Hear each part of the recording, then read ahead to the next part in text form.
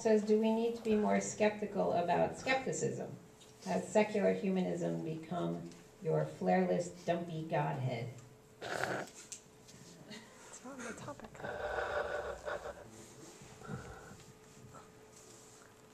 Actually have the issue that comes up in relation to that is sort of the skeptical purity test, that the accommodation versus warriorness bleeds over into this related discussion about people who appear not to be so skeptical about every issue. And I think that's actually one of the reasons why diplomacy is so good, is because not only does it promote a good solid debate, but it also helps you think more clearly about your own arguments as well as more clearly about their arguments. And you're promoting critical thinking all the way around because you're not as much engaging the emotion of it, you're more engaging the critical thinking.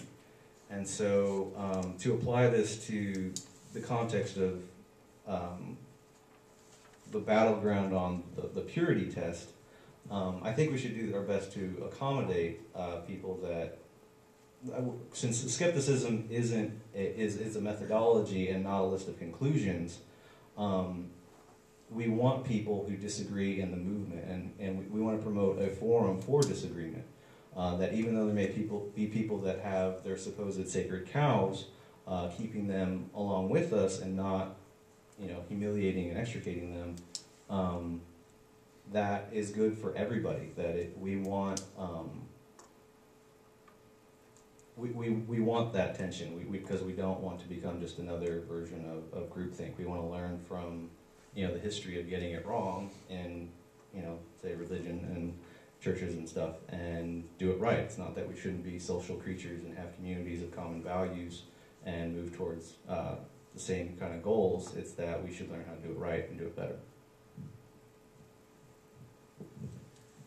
Should we be more skeptical of skepticism? How would we go about that? And skepticism, by definition, is skeptical. So it seems like a very odd question. To be a skeptic is to be opposed to irrationality, and that's just what we need to focus on.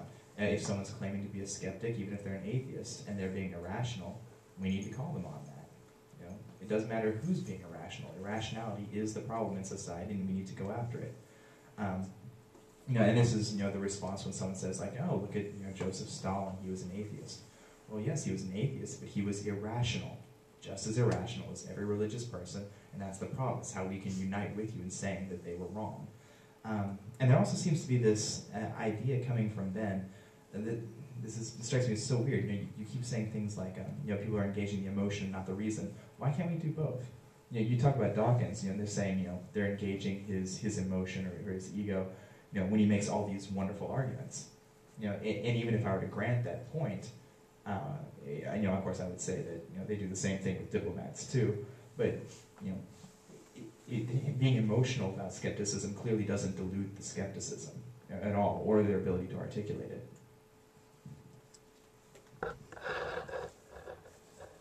Well, obviously there's always a mixture of both, but it's a matter of being self-controlled and putting your best foot forward. So You take that back. well, it's just, there's the problem is that it too often overinflates, in that that's what the conversation's about, and that needs to be recognized and downplayed. That we need to emphasize getting the facts straight and communicating rather than. And that's just a skill that a lot of people just don't have. So, Scientists. right? Are you taking 10-minute chunks?